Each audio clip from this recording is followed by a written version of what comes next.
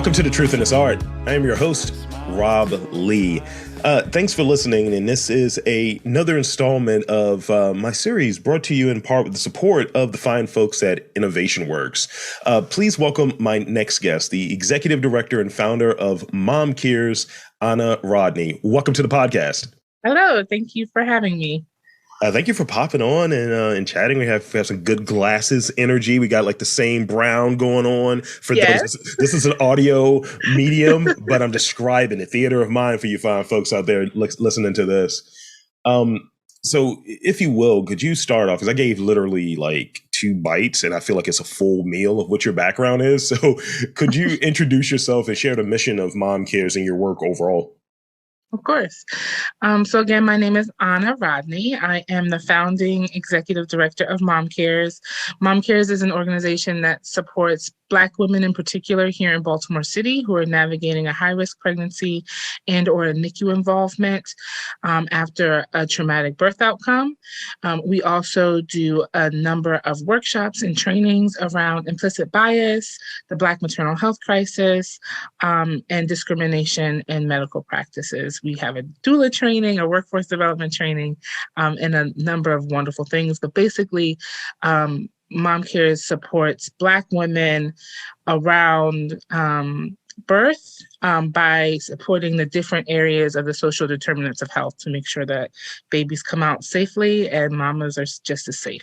Thank you for sharing that and really breaking that down for us. So I think like there's a personal note with it, and with some of the recent changes here, unfortunately, could you speak on the impact of your work? Because I think now it is definitely something that is a part of that larger conversation with the I don't like that word, codification of Roe versus Wade. So could you describe that impact of your work and just really why it gravitated towards you to get into this lane, if you will? Of course. So I have been a doula for the last 15 years. I fell into it by supporting a good friend in college. I know. For those who can't see, I look like I'm 25, but I did go to school 15 years ago. And I just knew that I loved what I did. I loved the feeling of supporting my friend and the baby coming out and all of the emotions. And so I just wanted to make sure that was part of my life. But it wasn't until 2014 when I got pregnant myself that I really started to see the underbelly of birth work, and that the medical institutions really weren't set up for Black women. They weren't set up for multiple identities that are against the status quo. And so I found myself overweight, Black, single, underemployed, eventually unemployed in the medical system. And all of those identities really added to the stress of my pregnancy when I really should have been focusing on growing this life, this human. And so my son was born, unfortunately, at 28 weeks. Normal gestation is 40 weeks. So my son was born at 28 weeks and he was 1 pound and 5 ounces. And my initial thought was, okay, well, I'm a doula. People will support me. You know, I've got all these people around me. And the unfortunate reality of that was people really didn't know what to do. In the birth world at the time, everybody was focused on, home birth, natural birth, low interventions. And here I was, emergency C-section, multiple morbidities or near-death experiences after the birth. And my son was on morphine in a plastic box, fighting for his life. So people just didn't know what to do. And so we spent 6 months in the NICU, and my son came home finally in June. And from there, I took some time to kind of get to know him outside of the specialists and the doctors and the beeping machines and things like that. And then we got to work. I didn't want to go back to work, as most moms can attest. They don't want to go back to work. You want to find a way to stay with your baby. And so I took this, I took this feeling, this opportunity, this experience of mine, and all of the other things that I had kind of collected in my toolbox. I'm a Reiki master, a yoga instructor, herbal healer, and just kind of pushed them all together and was like, what does this make?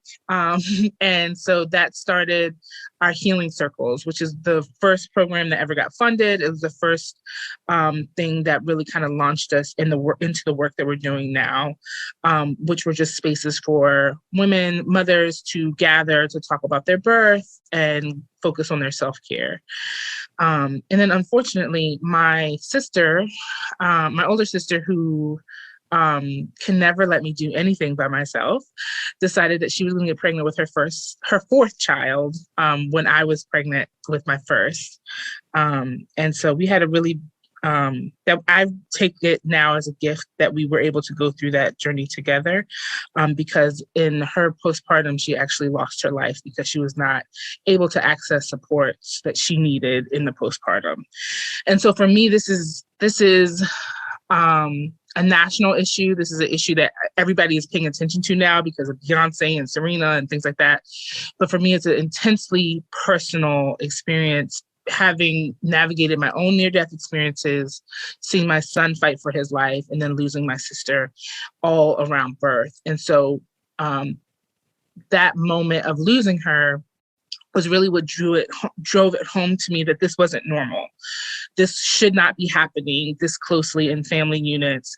And it caused me to look at and to research the Black maternal health outcomes in this country. And we'll talk about that later, I'm sure. But that's really what brought me to this particular part of the work. Thank you. It's meaningful work, important work, and I think work that is related to a big section of our community as Black folks and the larger community of people here. And there's just people that is often overlooked and not given those resources and given that same care, ironically, from people who should be caring. And yeah. A whole soapbox right there. Yeah, and and I always take a spot of like, I don't know what to say here other than, do I have to punch somebody? Can I do the man thing of like just light assault, just right, to make sure people are getting what they need. So with your because I read there you also have a background in arts, right? And yes, you touched on the wellness with Reiki and things of that nature. So in your work now, how are you applying, because you talked about molding all of these things together, could you give me an example of like how arts works into what your work looks like now? Of course. So I want to say that the healing arts are an art. That being said, but I don't know how you found it, but I do have a prior life as a spoken word artist here in Baltimore City. And so that storytelling piece, when I speak, when I write, always seeking to draw a picture with my words for my audience. And so I've really been able to pull that skill into my grant writing, into our storytelling when we're pitching or writing proposals or speaking with partners. I really have been able to kind of hone that gift to make people feel things that they should be feeling, that I shouldn't have to elicit from them. It should just be like, oh, I feel terrible about this, we need to fix it. But I really think that my background as an artist has really allowed me to tap into an empathy and really be able to spread that with my words and with the way that I communicate, again, whether it be in a grant or just one-on-one in a partner meeting. And then also with the healing arts, we really try to infuse a holistic a holistic lens to the things that we're offering our families and our mamas. And so we do have a self-care Sunday that incorporates yoga. We've had healing circles that talk about different herbal teas that can help with stress and stress mitigation. We do meditation, we do breathing exercises. And so that type of work is always present and will always be present through the way that we work with our families and our community. Important work. And yeah, it's something where, I had a conversation. There are more companies that, because we have like this development of incubators and micro companies and so on, and micro businesses that are growing out. And I'm seeing more and more and more people who have a focus of incorporating mental health and those different things, because you know it, you've had a job here in this country, and it's like go hustle, and then you're burned out, and then you bring those elements home, and I think it's a challenge. But when you get to that spot, when you know that you want to do something different, and you're just like, whether it's something like, having a child, you're like, yeah, I kind of want to just hang out with the kid right now, actually. Or you're like, I'm doing something that actually enriches and fulfills me and fills my cup. Maybe I want to do this more than going to anybody's office and dealing with, Karen in accounting or what have you. Sorry, Karen. Sorry, Karen. or Dick in finance. I don't know. Right. And I understand that entrepreneurship involves introducing people to an idea, and you touched on the storytelling element being very important in the grant writing and in the pitches. And I find that that's a skill that I didn't know I had. And there's an art to it, because you got to be able to articulate something. You want some money? It's like, give me money. Why should I give you money? Well, because I want it, because I asked for it. No, you have to tell them why. You have to give them those breadcrumbs. So how does someone turn, from your vantage point, how does someone turn an idea that may be great, it may have some legs to it, but how do they turn it into that reality? Is it really based in that storytelling component in the grant? Is it you're really sitting down and sketching it out, this is what I think should happen, this is how I want to do it? Is there a Venn diagram? Tell me about that conception component of it, the background work. Right. So this is kind of my blind spot, because I'm the person that just jumps headfirst into something, and I'm like, this sucks, I want to fix it, and then jump into it and figure it out. And I have scrapes and bruises from not having a plan.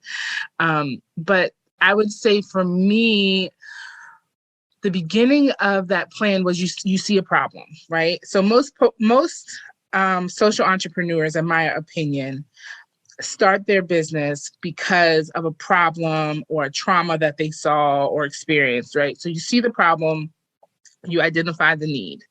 And then for me, it was going to the people, right? So I was like, I am isolated. I feel like I've gone through this traumatic, scary thing by myself. There's nobody to talk to. What's the fix for that?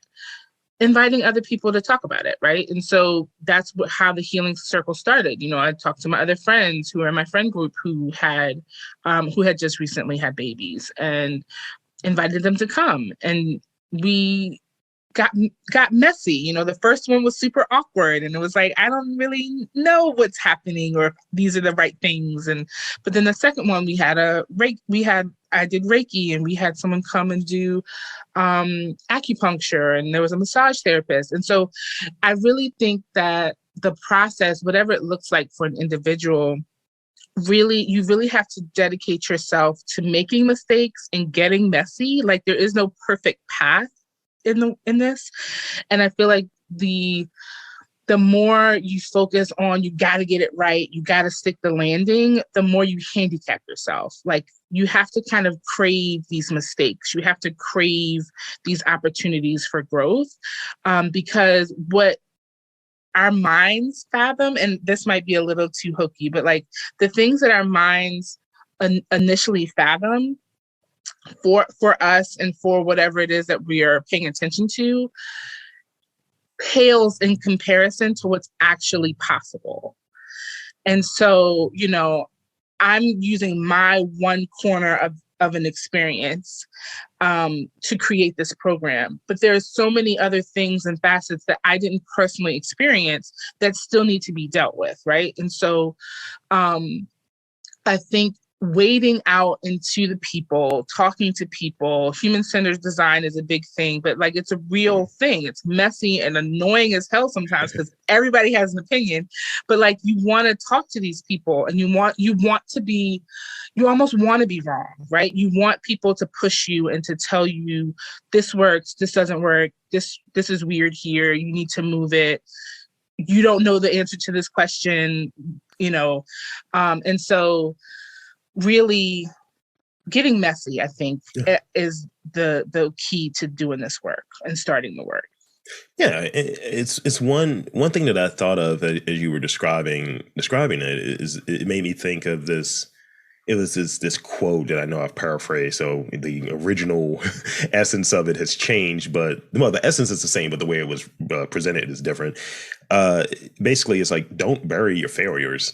Don't bury them. Have them there as like, this is where you're at. This is where you've progressed. And I was joking with someone. I was like, if you subscribe to the podcast, don't go back to the early episodes because it was not great.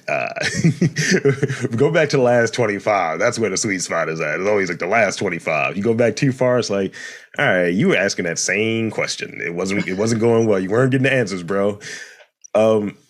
Now, so often we hear, and I know you've heard this one because we both went to the same school, so this is the thing. It's business, not personal. And I believe that idea is deprecated because we just saw it. Like whenever there's something that is of a focus for a given month, we're going to change our logo to have, the rainbow represented or API and so on. So you're trying to have your business aligned with a social initiative, like something that's for the people. So inherently it feels like it's personal, at least on the surface, right? But it's truly not. It's about business, obviously. So, and I think I know the answer. So with this notion of this business not personal and that feeling like it's deprecated, could you describe the role of people and specifically empathy in your work? I think it's huge, but I want to hear it from you. Well, yeah, I mean, so as an entrepreneur, I can admit that there's sometimes where I'm like, boo, it's not personal.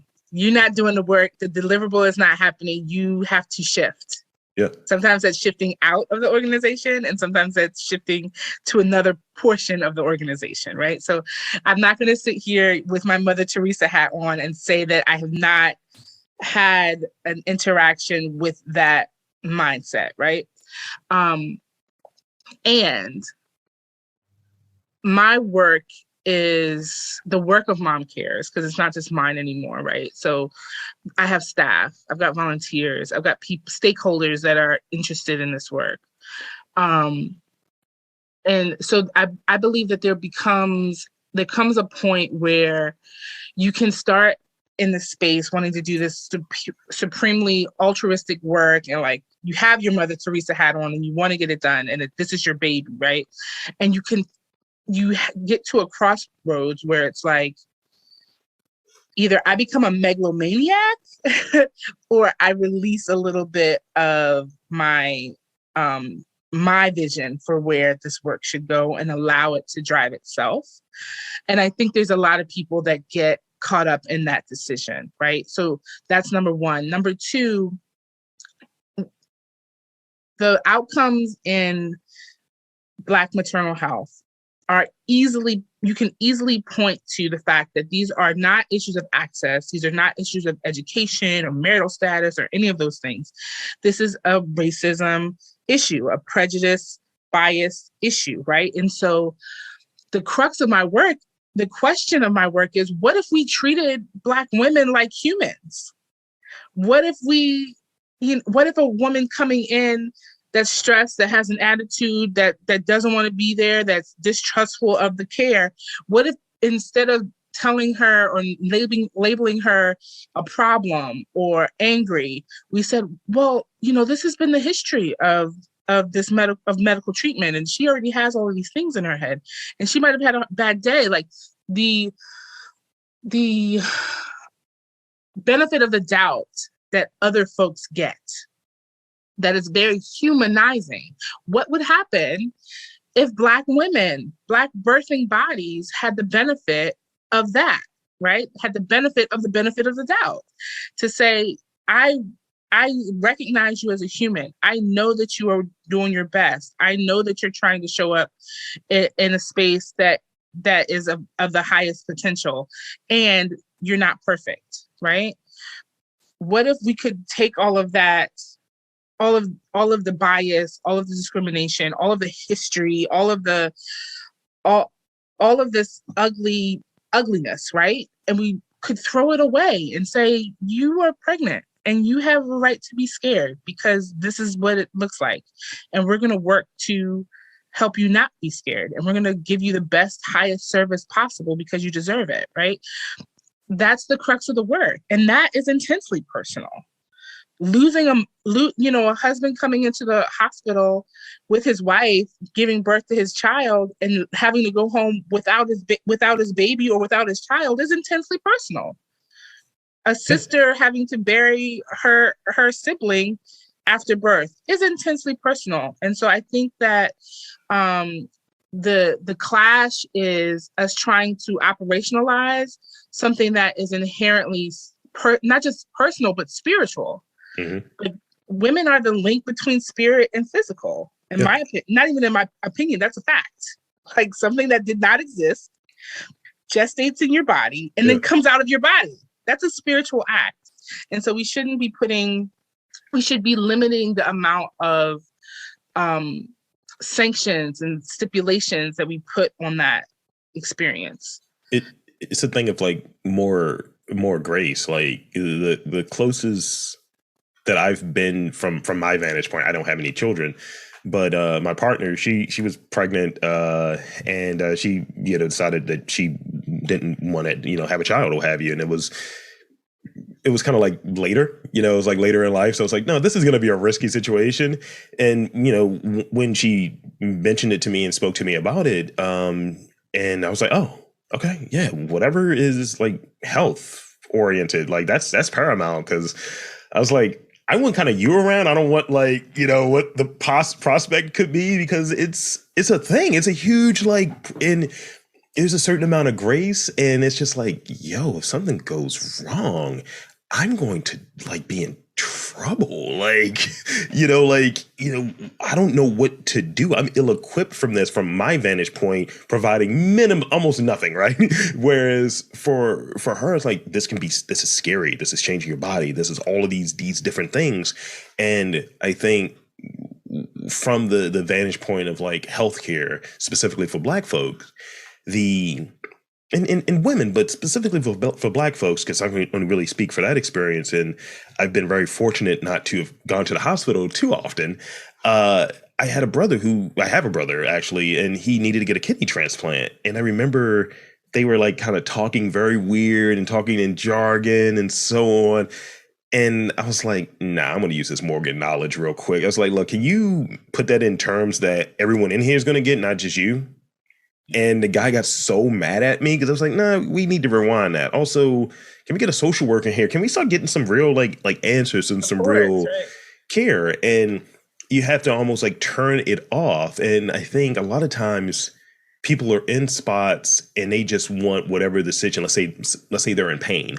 They want that situation to not be that at that time. So you're consenting to things and you're not really getting that care and that knowledge and that grace to be like, going back to it, I'm pregnant. This is wild right now. I'm terrified. Nah, it's normal. I don't do this every day, So I think that's left out of the conversation. And I think with some of the work that you were describing, having that there on the front side of it and on the back side of a pregnancy and being that supporting kind of like entity is big, because people don't get that. People don't get it a lot. And I'll also say that, especially given our current situation, the history of this country, right? Mm-hmm. Like, I was telling this to a group of folks I was speaking to the other day. Black people were forcibly brought here, right? We know this. And after we were released or freed, every law, everything was set in place for our detriment on purpose, because people were not happy that we were now roaming free, right? And so those things permeated into the institutions that are still standing now. They permeated into the communities, the access to fresh foods, to good food. Like soul food comes out of the fact that we didn't have access to fresh, good food, right? And so that trauma has made its way through our generations in our bodies, but also has turned into different disparities.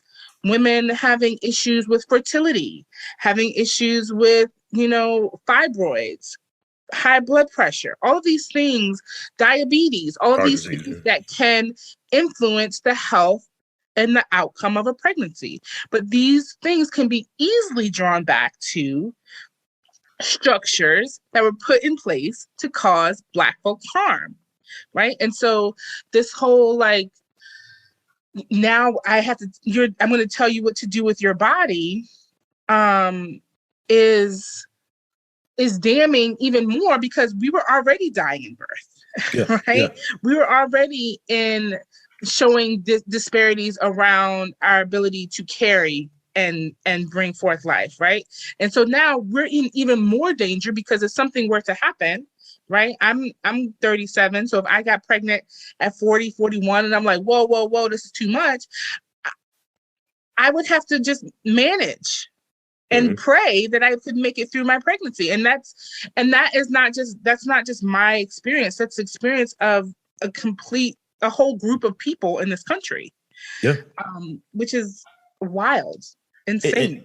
I try to make humor out of everything, even though it's like dark stuff a lot of times, because it's like, no, the humor is going to draw the attention on it. It's just like, why am I laughing at this? I might suck. It's like, well, why isn't this a problem that's being addressed? And I kind of joke about it on occasion. Oh, Black women don't have feelings. They don't feel anything. They have a highest pain threshold. Any painkillers, they don't need that. They just, they're just built for birthing. There's no issues. But even the way that we talk about ourselves, Superwoman, Black Girl Magic. And let me be clear. Yes, I am a divine being. If you saw me in person, if you've ever experienced me one-on-one, I am absolutely a divine being. But that does not mean that I am this magical, indestructible being. Right? You're a person. I'm a person that has a whole spectrum of emotions and needs and desires. But it's easier to kind of put that, that smoke screen up, right? Like, I get it done because I have to do it. And maybe I think I'm articulating right, but I think it's this almost an elitism, dehumanizing of things. It's like, oh yeah, you're so above this, and it's an aggrandizing things, which feels complimentary, but also is taking you away from being human. It's very similar, and I've said this recently on a podcast where, again, I know nothing. All I can do is just watch, see, and I'm also 37, so we definitely were at Morgan at the same time. Yes. I look at when things are given, quote unquote. So Juneteenth has a flag, you know what I mean? It has its own flag, and the colors are red, white, and blue, And everything I've seen has been Pan-African. I was like, did they rebrand freedom? And it's kind of one of these things where if you're getting something, it needs that stamp of approval on it. So I wouldn't be surprised in any of these things. Oh, we gave you something. Well, you have to do it the way that we're now providing it for you. That's a problem. It's like people are already doing these things. People are already doing this work. We've been having, babies without you, have you. We've been doing these different things. And I think that that's just a conversation that needs to be out there, and there needs to be attention to it. So, shout out to you for the work. That's the only way I can really put it. So I got two more questions before I get to those rapid fire questions. You're not getting away from them.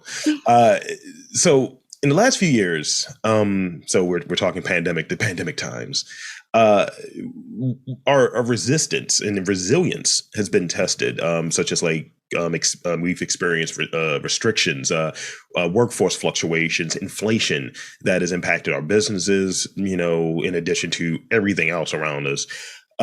During that time, there's been a fair amount of growth in like Black entrepreneurship. During the pandemic, there's like that strip on Howard Street. They're like all Black businesses. I was like, yeah, let's get it. Kaju, shout out. Couples tea. Yeah, absolutely. Vegan juiceology, all of that. Right. Could you share one business highlight that you've had over the last year?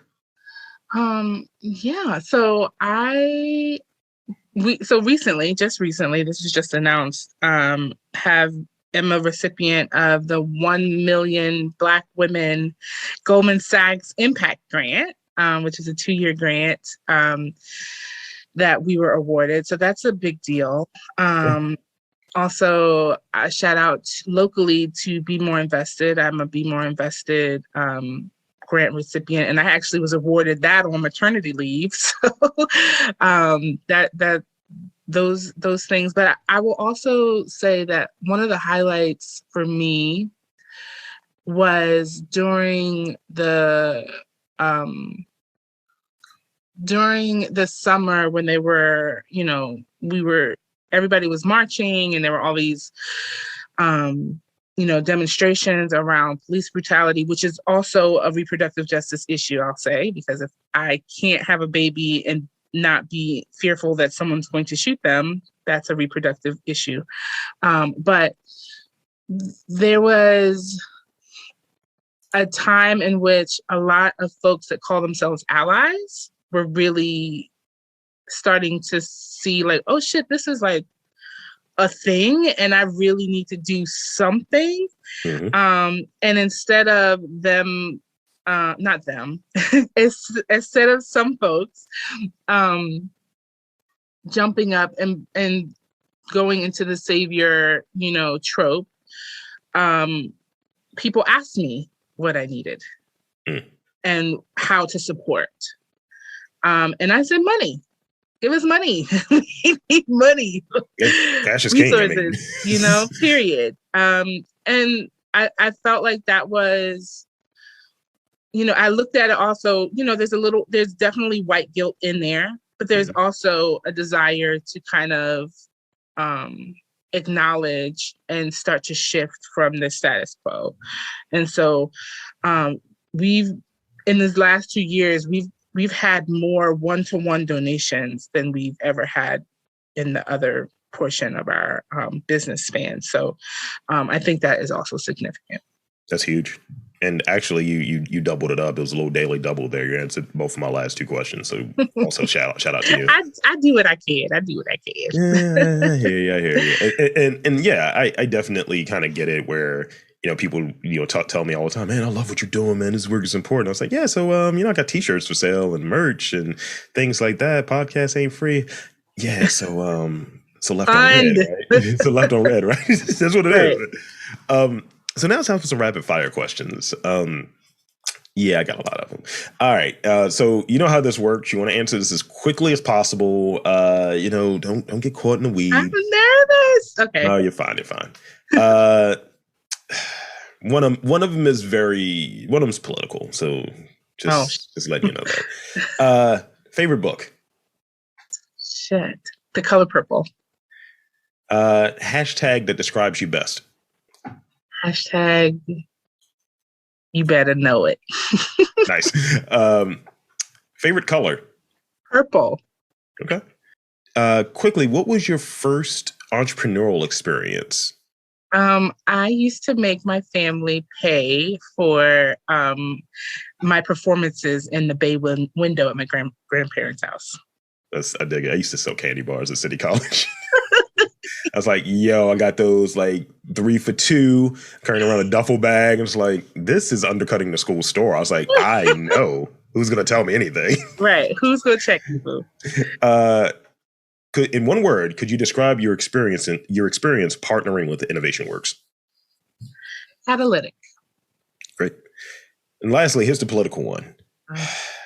As a mom, I'm sure this is part of it. Crunchy or creamy? Creamy. Boo, boo. Who wants crunchy peanut butter? Yuck. Here's the thing. It's based on a type of jelly that goes with it. That's my opinion. So if I'm getting like strawberry jelly, and I'm sure people are going to be turning this podcast off when they hear that I like strawberry jelly, I go crunchy. But if I'm going like grape jelly or non-strawberry, you know, we're talking BIPOC jelly at this point, then I'm going creamy. Okay. Well, you know? So I would say that actually when I was pregnant with my oldest, my craving was strawberry jelly, peanut butter with bananas on it. Oh, that's delicious. Yeah, it was delicious. I wouldn't eat it now. It was totally a pregnancy craving. But I will say, given that strawberry jelly makes you want to do something extra with it. Mm-hmm. Because it belongs in a cookie, you know? It's just like, this is for a cookie. This doesn't belong in a sandwich, a commoner sandwich. No. So that's it. That's all the questions I got for you. Thank you so much for being on this podcast. And I want to invite you and encourage you to tell fine folks where to check your workout, social media, website. Please, the floor is yours.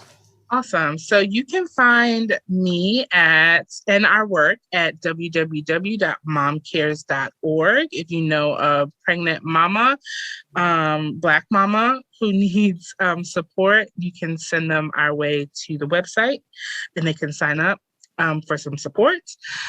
We are also on Instagram at MOMCares_Baltimore.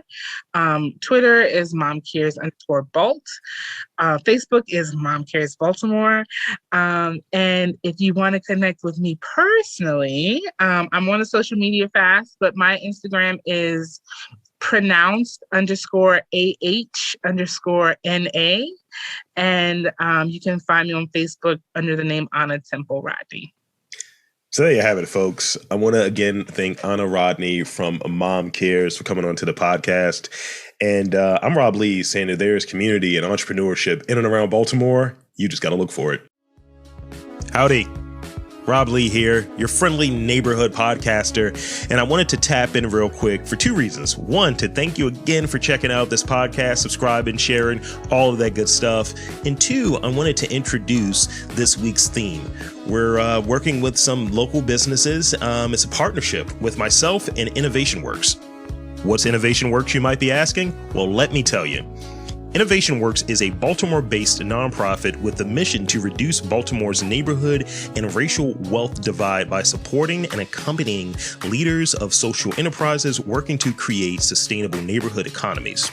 Their strategy includes identifying and supporting social entrepreneurs, focusing on neighborhood-based strategies, leveraging social enterprise business models to increase economic activity, and solving critical social challenges in communities by leveraging the lived experiences of those living in and from those communities. So big shout out to the folks over there at Innovation Works. Find out more about them at iwbmore.org.